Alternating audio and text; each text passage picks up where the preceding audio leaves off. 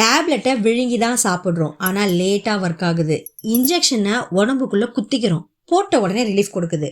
இன்ஹேலரை வாயில் வச்சு பம்ப் பண்ண செகண்ட்லேயே ப்ரீத்திங் கிளியர் ஆகுது. யாருக்காவது தோணியிருக்கா, ஏன் சில மெடிசன்ஸ் மட்டும் இந்த வழியில் கொடுக்குறாங்க, ஏன் எல்லா மருந்துக்கும் இன்ஜெக்ஷன்ஸ் இல்லை? Hey guys, welcome back to my channel. இந்த டவுட்டுக்கு பதில் தான் ரூட்ஸ் ஆஃப் ட்ரக் அட்மினிஸ்ட்ரேஷன். இதில் மருந்து உடம்புக்குள்ளே என்ட்ரு ஆகிற வழி, மருந்து எப்படி ஒர்க் ஆகும், எவ்வளவு ஃபாஸ்ட்டாக எஃபெக்ட் வரும், பேஷண்ட்டோட கண்டிஷன் என்னங்கிறத பற்றி ஒவ்வொன்றா பார்க்கலாம். முதல்ல ஓரல் ரூட், அதாவது வாய் வழியாக. இது ரொம்ப காமனாக, ரொம்ப ஃபெமிலியராக யூஸ் பண்ணுற route. Tablet, capsule, syrup, powders இது எல்லாமே வாயில் போட்டு விழுங்குறது தான். மருந்து ஸ்டொமக்குள்ளே போகும், அப்புறம் சிறுங்குடலில் அப்சர்வ் ஆகும், அப்புறம் லிவருக்கு போகும்.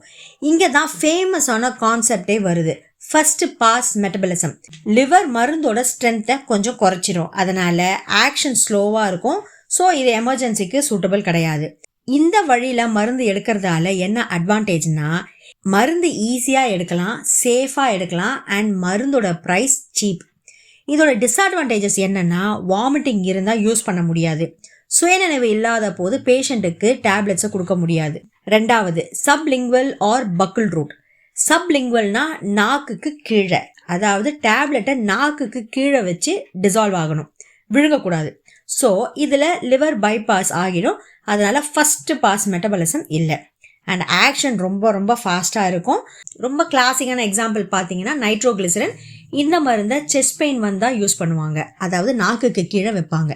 பக்கிள் ரூட்ல டேப்லெட்டை சீக்குக்கும் கம்ஸுக்கும் நடுவில் வைப்பாங்க. இதனால மருந்து ஸ்லோவாக கரையும், பிளட்டுக்குள்ளே போகும். ஸோ ரொம்ப நேரத்துக்கு எஃபெக்ட் கொடுக்கும்.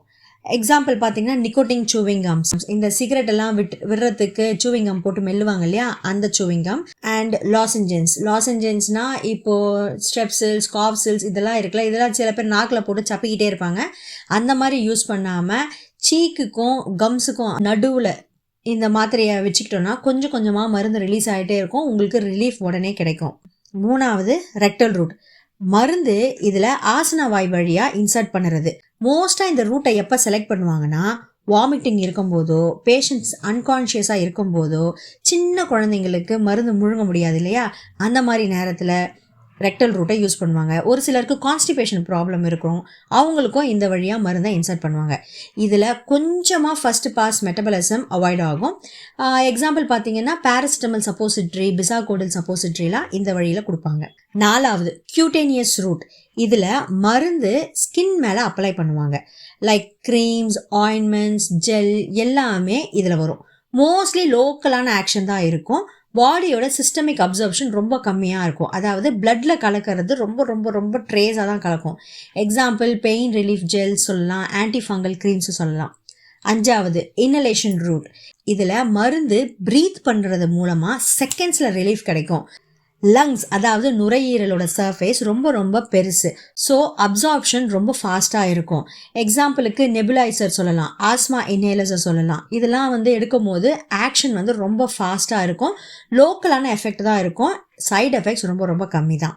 ஆறாவது, நேசல் ரூட். இதில் மருந்து நோஸில் ட்ராப்ஸ் ஆர் ஸ்ப்ரேயாக கொடுப்பாங்க. இதை யூஸ் பண்ணுறதால லோக்கலான எஃபெக்ட் இருக்கும், சில நேரங்களில் பிளட்லையும் அப்சார்ப்ஷன் நடக்கும். Example nasal drops, saline spreads இதெல்லாம் சொல்லலாம். ஏழாவது, பேரண்டரல் ரூட். இதில் மருந்து டைரெக்டாக பாடிக்குள்ளே இன்ஜெக்ட் பண்ணுவாங்க. இதில் ஸ்கின்னுக்கு கீழே மருந்தை இன்ஜெக்ட் பண்ணுவாங்க, ஸோ ஸ்லோவாக ஸ்டெடியாக மருந்து அப்சார்ப் ஆகும். எக்ஸாம்பிள் என்ன சொல்லலாம்னா இன்சுலின் இன்ஜெக்ஷன் சொல்லலாம். பேரண்டரல் ரூட்டை 4 டைப்ஸாக பிரிக்கலாம். இதில் இப்போ ஃபஸ்ட்டு சொன்ன பாருங்கள், அது சப்கியூட்டேனியஸ் டைப். ரெண்டாவது இன்ட்ராமஸ்குலர். இதில் மருந்தை மசிலில் இன்ஜெக்ட் பண்ணுவாங்க. எக்ஸாம்பிளுக்கு வேக்சின் சொல்லலாம், பெயின் இன்ஜெக்ஷன்ஸ் எல்லாம் மசிலில் தான் இன்ஜெக்ட் பண்ணுவாங்க. மூணாவது, இன்ட்ராடர்மல். இந்த டைப்பில் மருந்து ஸ்கின்னோட சர்ஃபேஸ்க்குள்ளே இன்ஜெக்ட் பண்ணுவாங்க. மோஸ்ட்லி டெஸ்டிங் அப்புறம் டயக்னோசிஸ் பண்ணுறதுக்காக இன்ஜெக்ஷனை மருந்தை இன்ஜெக்ட் பண்ணுவாங்க, நாட் ஃபார் ட்ரீட்மெண்ட். எக்ஸாம்பிள் சொல்லணும்னா அலர்ஜி டெஸ்ட் பண்ணுவாங்க, அப்புறம் பிசிஜி டெஸ்ட், இதெல்லாம் இன்ட்ராடர்மலில் தான் மருந்தை இன்ஜெக்ட் பண்ணுவாங்க. 4வது டைப் வந்து இன்ட்ராவீனஸ். இதில் மருந்தை டைரெக்டாக வெயின்ஸில் இன்ஜெக்ட் பண்ணுவாங்க. இதில் 100% மருந்து பிளட்டில் மிக்ஸ் ஆகும். இம்மீடியட்டாக ஆக்ஷனும் இருக்கும். மோஸ்ட்லி எமர்ஜென்சி டைமில் தான் இந்த மாதிரி மருந்தை இன்ஜெக்ட் பண்ணுவாங்க. So finally same medicine, but route தான் சேஞ்ச் ஆகும், ஸ்பீடு சேஞ்ச் ஆகும், எஃபெக்ட் சேஞ்ச் ஆகும் அண்ட் சேஃப்டி சேஞ்ச் ஆகும். இப்போ உங்களுக்கு கிளியராக ரூட்ஸ் ஆஃப் அட்மினிஸ்ட்ரேஷனை பற்றி புரிஞ்சிருக்கணும்னு நான் நினைக்கிறேன்.